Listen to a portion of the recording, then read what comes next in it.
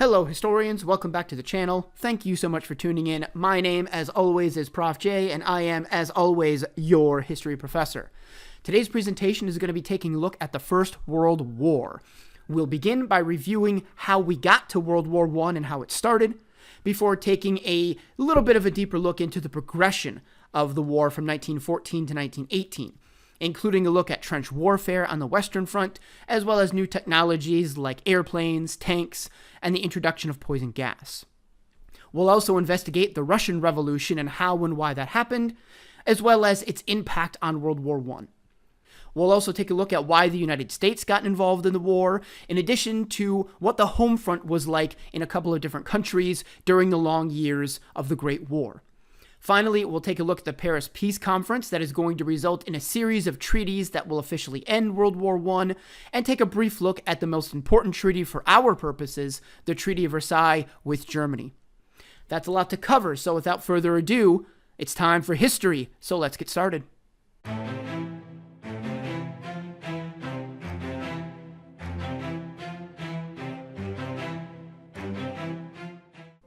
Hello, historians. Welcome to the First World War. In today's lesson, we'll examine how the war progressed from 1914 to 1918, what was happening on the home front during the war, and finally, we'll get into one of the most shocking events of the 20th century, the Russian Revolution.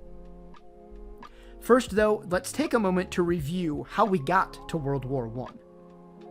Recall that in a previous lesson, I discussed how Europe, pre-1914, was split into two competing alliances. First was the Triple Alliance of Germany, Austria-Hungary, and Italy. Next was the Triple Entente, made up of France, Russia, and when the war began, Great Britain. We also discussed the arms race prior to the war. In the years prior to World War I, nations were spending more money on weapons, creating new, more destructive weapons, and calling up more men to serve in the military. There is also the issue of the Balkan Peninsula.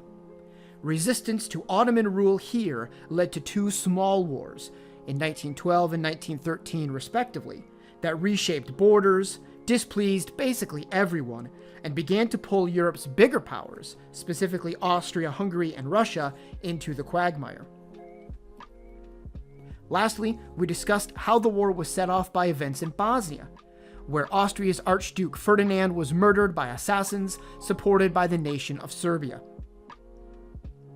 In the month between the assassination and the outbreak of war, diplomats tried to resolve issues peacefully, and the leaders of Germany and Russia exchanged telegrams on the eve of the war, trying to avert a possible catastrophe. However, the power of the pre-war alliances, as well as the general feeling among nations that they needed to show strength during the crisis, won the day. And in late July and early August 1914, declarations of war were exchanged, countries invaded, and armies sent to the front lines. Many national leaders believed the war would be short. Their recent experience in colonial warfare told them that overpowering offensives with large, well-equipped armies would quickly win the day.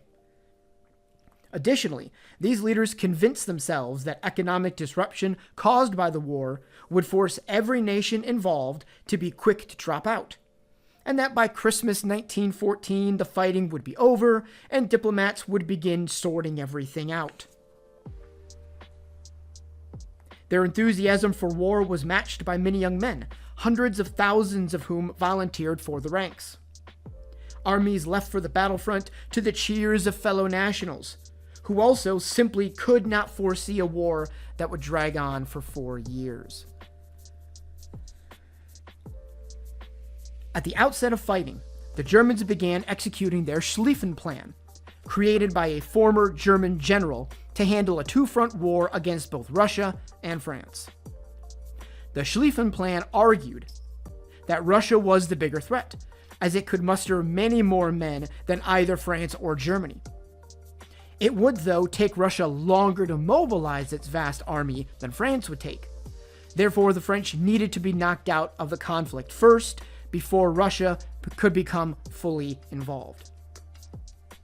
The easiest way to knock out the French was to go through Belgium. The border between France and Germany was heavily fortified on the French side. Further, much of Belgium was flat, open terrain that would allow the German forces to move at speed. The plan was to build a massive army that would move through Belgium into France and drop like a hammer on Paris.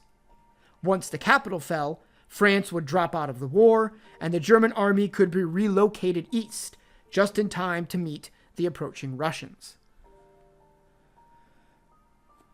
Problems emerged immediately. The Belgians put up stiffer resistance than the Germans thought them capable of, and delayed the German timetable. The pace at which the German army needed to move through Belgium and France was nearly impossible to maintain.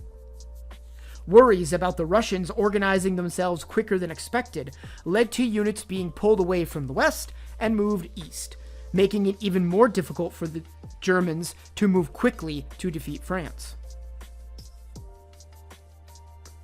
Still, by September, the Germans were only 30 miles outside of Paris. Here, at the Battle of the Marne, a British and French counterattack halted the German advance. Movement on the Western Front began to slow, and each side took to digging in and trying to fortify positions against attack. Trenches were built across a 400-mile-long front from the English Channel to the mountains of Switzerland. By Christmas, when many had expected the war would be over, the fighting was just getting underway. In the east, when the Russians were ready, they advanced far into German territory, while simultaneously moving against Austria-Hungary. However, at the Battle of Tannenberg, the Germans inflicted heavy losses on the Russians. Soon afterwards, Germany won a second victory, pushing the Russians out of German territory. Despite the inability of large offensives to bring the war to a decisive end, military leaders remained committed to the strategy of overwhelming the opponent with larger and larger attacks. This inability, or perhaps unwillingness, to change tactics would cost the lives of millions of troops. In 1915, the stalemate continued, despite new nations entering the war. Turkey and Bulgaria joined Germany and Austria-Hungary, by this time called the Central Powers, while Italy joined with Great Britain and France, by this time called the Allied and Associated Powers.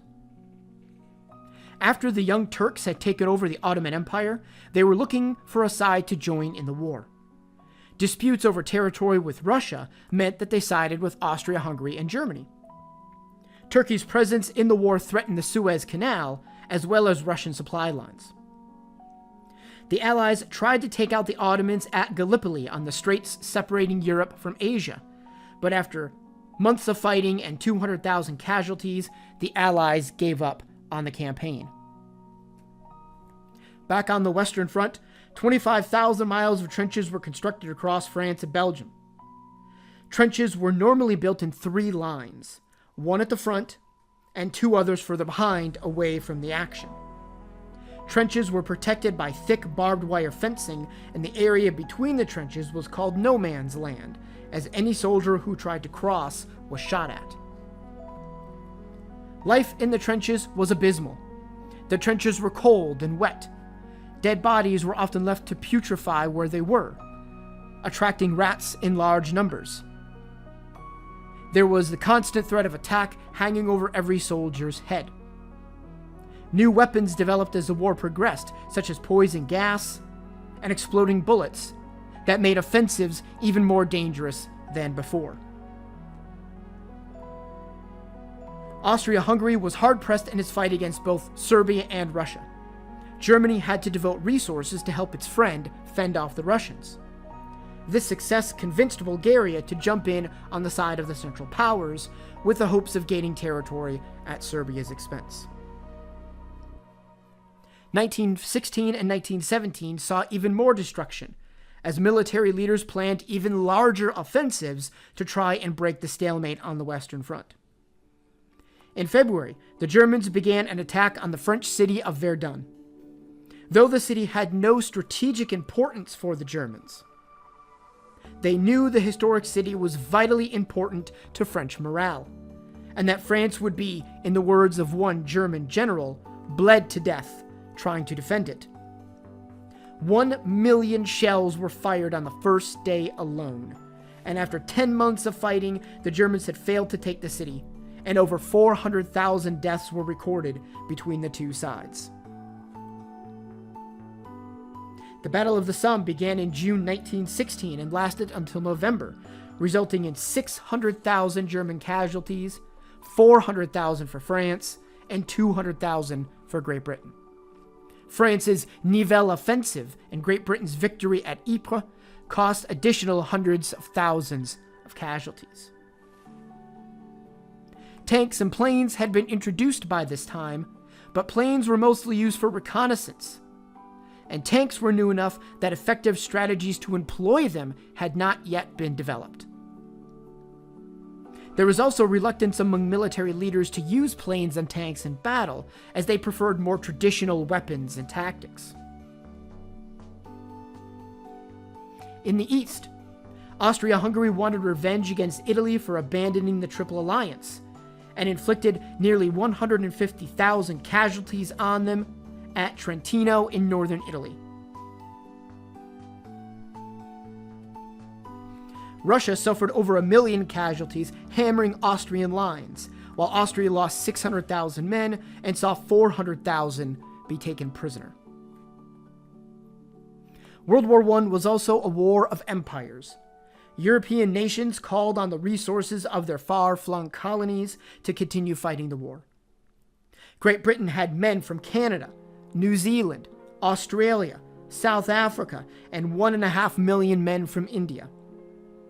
France, meanwhile, recruited over 600,000 men from Africa, as well as 250,000 workers. The slowdown of the war in Europe led to military leaders trying to gain advantages in other parts of the world. The Allies had success in Egypt and the Middle East, including capturing the cities of Baghdad and Jerusalem. This conquest of the Middle East was important and would have future repercussions, as Great Britain made promises of territory to both Arab and Jewish leaders, ensuring conflict between the two for decades to come. Much closer to home, tensions that had been developing between Irish Catholics and the largely Protestant British Parliament had been set aside at the start of the war. However, in 1916, a revolt by Irish nationalists broke out in the city of Dublin. The revolt was violently put down by Britain, much to everyone's surprise, a move that only strengthened the call for Irish independence. It's time for the first review of this lesson. First, going into the war, everyone believed the fighting would be short-lived and that the worst would be over by the end of 1914. Second, the reality of the war turned out to be quite different from the expectations, as trench warfare bogged down the Western Front and hundreds of thousands of casualties were seen in battles lasting months on both fronts. Finally, European powers like England and France utilized the might of their empires to stay in the war, which expanded to include much more areas of the world than just Europe proper. In 1917, one of the most consequential events of the entire 20th century took place in the midst of the conflict. In Russia, discontent from many quarters of society led to a series of revolts that together are known as the Russian Revolution. It's to that series of events we must now turn. Russia already had problems prior to the war, as we've documented in previous lessons. The stress of wartime only exacerbated these problems. In February 1917, discontented people from many walks of life gathered in the city of Petrograd. The protest quickly grew into a 300,000-person strike. 60,000 troops sent to disperse the protesters defected and joined them. Nicholas II, the Tsar, abdicated the throne in response to this opposition to his rule, leaving a vacuum of power that needed to be filled. There were two main groups that arose to try and fill the void. A provisional government was based on the middle-class liberals that served in the Duma, while the collection of Soviets, or local elected councils, also claimed to speak for the people. Leon Trotsky organized a Soviet that called for an end to the war and land redistribution. The provisional government supported staying in the war and subsequently lost popularity. The Russian Revolution also saw the return of Vladimir Lenin to Russia. Lenin had been radicalized after the death of a relative and had been exiled from Russia. Germany, looking for any advantage it could get in the war, caught wind of events in Russia and provided Lenin and some of his followers with a railroad car back to Russia. The hope was that Lenin would begin organizing opposition to the Russian government and create enough chaos to get Russia to drop out of the war. Lenin and his followers saw a chance in Russia to create a socialist revolution.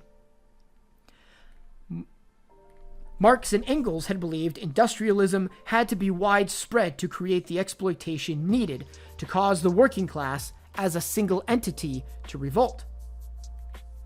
Lenin believed a socialist revolution could be achieved without the prerequisite of widespread industrialism. For Lenin, a small group of highly disciplined revolutionaries could begin the revolution and pull the working class behind them.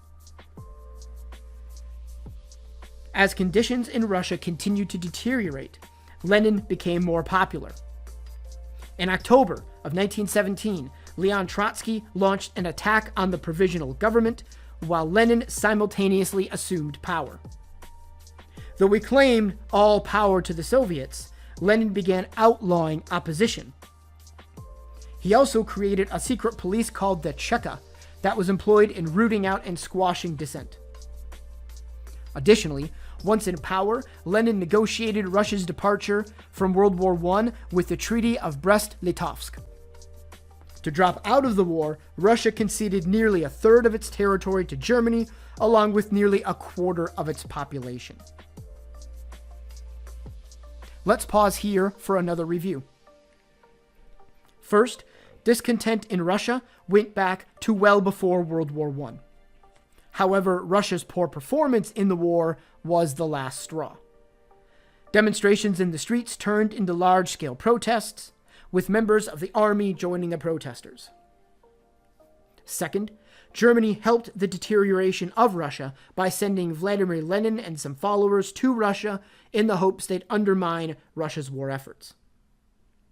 Lenin and his followers organized local councils called Soviets to challenge the provisional government. Finally, after deposing the provisional government, Lenin outlawed all opposition, created a secret police force, and signed a treaty that allowed Russia to drop out of World War I, but at a high cost. The battlefront is not the only one to discuss in this lesson. World War I was unlike anything seen up to that point, and the home front became just as important as the battlefront. World War I was the first total war, meaning one in which the entirety of a nation's resources were called upon to fight and hopefully win. The war cost an extraordinary amount of money. Germany alone was spending 146 million German marks per day on the war by 1918. The war also required many more men than any previous war effort. Great Britain, for example, wound up mobilizing 3 million men. 3 million men from just one of the participants in the war. Due to the enormous cost of the war and the amount of supplies needed to continue the fight, civilians in every nation were called upon to make greater sacrifices. In Great Britain and France, there was increasing state control of the economy, including the rationing of goods. This meant fewer products were available to people in places like London and Paris, and they would simply have to make do with less. In Germany, meanwhile, the army leadership was put in charge of the economy, who let industrial leaders set prices for goods and wages for workers. Foreigners, young people, and especially women filled the posts left by men called to the front lines. In Germany, a third of workers in heavy industry during the war were women. while in France, nearly 700,000 women worked in munitions factories. Women also served as mail carriers, nurses, and ambulance drivers. The needs of the war also broke down traditional social barriers that had previously denied women opportunities. Not only were women working in jobs many thought were beyond their capabilities, they took more of an active role in society, publicly smoking, riding trains, and moving around without an escort. Some celebrated this newfound freedom, while some resented it.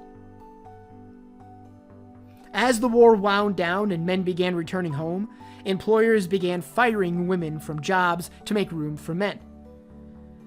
Some women resisted, arguing that they proved themselves worthy of the job and should get to keep it. Some widows argued that losing their job meant losing the ability to provide for themselves and their children. Some nations tried to entice women to return to domestic work and begin having children to replace those lost in the war. Time off from work, payments for medical care related to childbirth, and other measures were used, but birth rates continued to fall despite these attempts. Women's efforts during the war weren't completely ignored, however, as Great Britain, the US, and Germany and Russia all granted women the right to vote in the years after the war ended. Every nation that participated in the war eventually used conscription to mobilize the amount of manpower needed. In order to keep up morale back home, every available media outlet turned out propaganda meant to convince their people that the war was one of good versus evil, and that their side must win. Fun fact, the idea of, quote, Western civilization that I discussed in a previous lesson was used to convince people in the US that America's entry into the war was necessary, as it was a fight against the barbaric and very uncivilized, quote, Huns from Germany. It's time for another review. First, World War I is considered the first total war that called upon a nation's entire pool of resources in order to fight it.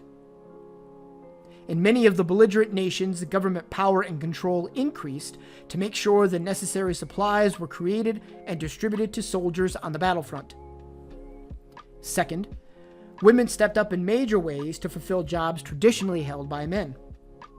Additionally, women's place in society began to change, as they smoked in public and went places on their own. Some women were rewarded for their service in the war by being granted the right to vote.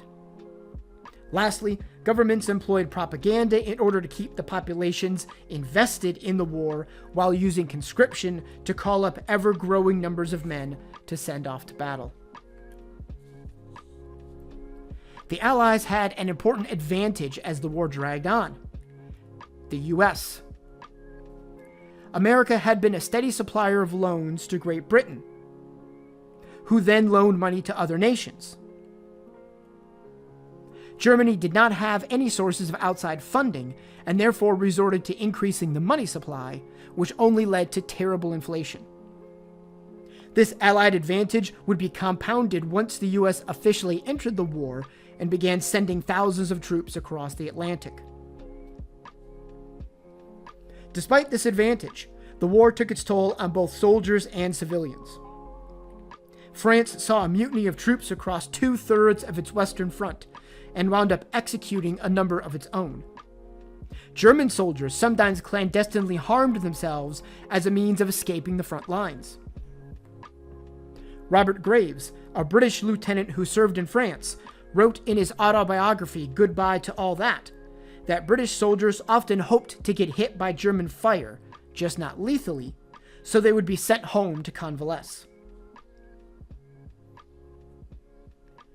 Many men returned home from the war shell-shocked, what we now know is post-traumatic stress disorder, and found it difficult to reintegrate into society.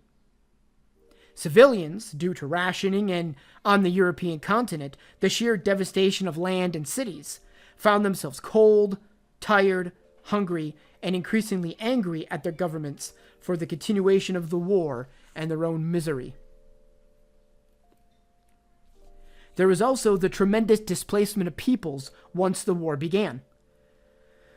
Armies moving to and fro across the landscape forced many to flee to other areas of their home countries, and even to other countries. 1.5 million Belgians left their home country as the Germans invaded. The destructions of towns and villages left many homeless. Prisoners of war were taken to the home nations of their captors, such as the 42,000 Italians sent to prison camps by Austria-Hungary. Even worse, some nations looked internally and began targeting already marginalized groups, such as Jews being persecuted in Germany, Austria-Hungary, and Russia. In the Ottoman Empire, Armenians were seen as an internal security threat, and the government began systematically murdering them, an event known as the Armenian Genocide, which cost the lives of 1.5 million people between 1915 and 1923. The war would mercifully come to an end in 1918. After Russia dropped out, Germany quickly shifted its attention to the Western Front. A series of successful attacks broke Allied lines and forced them back. A strong counterattack, though, slowed the German assault and began pushing the exhausted Germans back. As fresh American units entered the war, they were paired with more experienced British and French troops and began hammering German units, first out of France, then out of Belgium. Germany's allies fared no better. In September, the Ottomans were decisively defeated, and the Bulgarians were knocked out shortly thereafter. In November, after calls for peace from many different ethnic groups in the empire, Austria-Hungary sued for peace. Finally, on November 9th, William II abdicated the throne, and 2 days later, Germany agreed to an armistice, bringing 4 long years of warfare to a close. The presence of the United States in the war had tipped the balance in favor of the Allies quite early in the war, but the American contribution, as mentioned earlier, had been financial.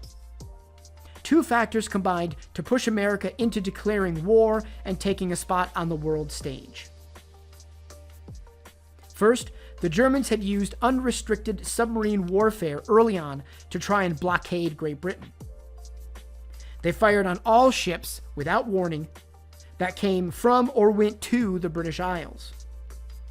After sinking the ship Lusitania and killing Americans on board, Germany was warned that continuing such a strategy would necessitate the U.S. declaring war on them, and the Germans backed down. However, near the end of the war, a desperate Germany returned to unrestricted sub-warfare, and the U.S. showed that its earlier threat was not an empty one.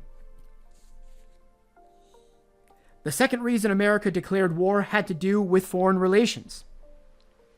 The British intercepted a message from Germany's Foreign Minister Zimmermann to his counterpart in Mexico. The telegram proposed a deal. Mexico should declare war on the U.S. while Germany wins the war in Europe, then shifts attention to help Mexico reclaim lands in California, New Mexico, Arizona, Nevada, and Texas. The British passed on the now infamous Zimmermann telegram to the U.S., which was outraged enough to declare war on the Germans. After the fighting stopped, a major peace conference was held in the city of Paris to settle the issues and divide the spoils. 30 nations sent representatives to the conference, and many non-governmental organizations also sent representatives, with the hopes that the conference would address specific issues, like women's suffrage and civil rights. There were 4 nations that essentially controlled the negotiations and made all of the most important decisions. The so-called Big Four were Great Britain, France, Italy, and the United States. American President Woodrow Wilson personally attended the meetings, becoming the first sitting president to travel to Europe. Wilson was much loved by many people across Europe, but especially in Germany. Prior to the peace conference, Wilson had released his 14 points, his plan for sustained peace. Included were provisions about reducing national armaments, rethinking colonial possessions, ensuring freedom of the seas, and ending secret diplomacy. Wilson essentially called for lenient treatment of the losing nations, as he felt harsh treatment would only cause resentment. Germany, who feared what France and Britain would do to her, was fully in favor of such an attitude. However, other considerations pushed the negotiations in a different direction. First, Germany was not even invited to the conference, meaning from the start they would be dictated to and not included in the negotiations. Second, wartime propaganda had raised the stakes of the war, so much so that many people felt the losing nations owed the winners something, that the effort, money, and blood spent by the Allies should somehow be reimbursed by the Central Powers. France was obsessed with territorial security and wanted to weaken Germany to such an extent that it could never attack again, while England's Prime Minister David Lloyd George, who had campaigned on the slogan "Hang the Kaiser," could hardly back down from that position.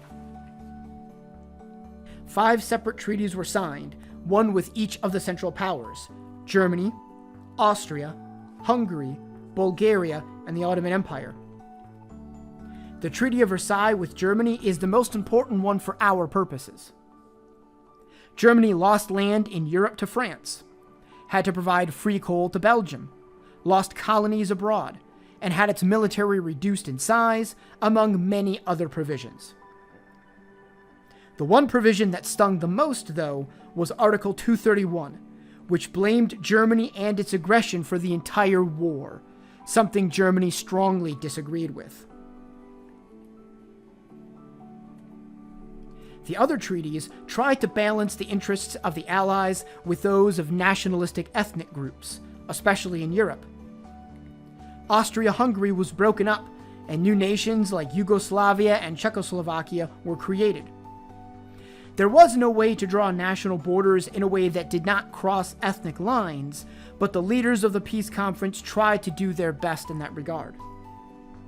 The Ottoman Empire was broken up, but rather than make new independent states, Britain and France claimed new territories as, quote, mandates, lands they needed to look after depending on how developed they were.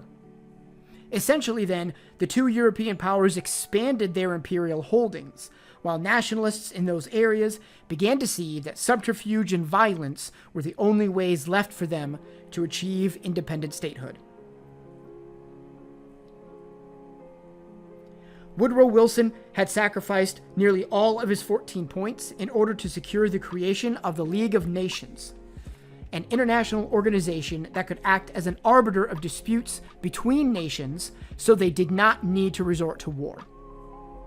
However, Germany was not invited in, neither was Russia, whose budding communist government was despised by capitalist states. Great Britain also began to pull away from European affairs, and most humiliatingly, back in the US, Wilson's enemies in the Senate voted down the treaty, meaning the US did not join the League. France was essentially left holding the bag, responsible for maintaining peace across a war-torn continent. World War I put on full display the power of industrialism. 9 million dead, millions more wounded, millions more displaced, entire villages and cities reduced to rubble by the latest industrial technologies. Unfortunately, one of the legacies of World War I and how it ended would be not only the immense destruction it caused, but its role in setting up an even greater conflict a generation later. It's time for the final review of this lesson. First, U.S. interest in the First World War was mostly financial at first, but that quickly changed with the Zimmermann telegram and German unrestricted sub-warfare, both of which brought the U.S. militarily onto the side of Great Britain and France. Second, despite Russia dropping out of the war and Germany focusing all of its might on the Western Front, the toll of the war, plus fresh American troops, were eventually too much. The Kaiser abdicated and Germany agreed to an armistice. Finally, the The Paris Peace Conference resulted in 5 separate peace treaties with the various losing powers. The Treaty of Versailles blamed Germany for the war, imposed reparations payments on it, took away its colonies, and reduced its military power, among other punishments. That does it for our lesson on World War I. In this lesson, we examined how the war broke out, the horrible realities of the war on the front lines, what civilians were going through on the home front, the Russian Revolution, and the Paris Peace Conference. If you have any questions about this presentation, please leave a comment below or send me an email if you're a student. If you'd like to know more about the topics discussed in today's lesson, here's a short list of books you can check out to get started. If you're going to comment on this video, as always, please be kind and avoid pointless flame wars. We've had enough war for one lesson. Thanks for watching, everyone, and I'll see you all again in the next video.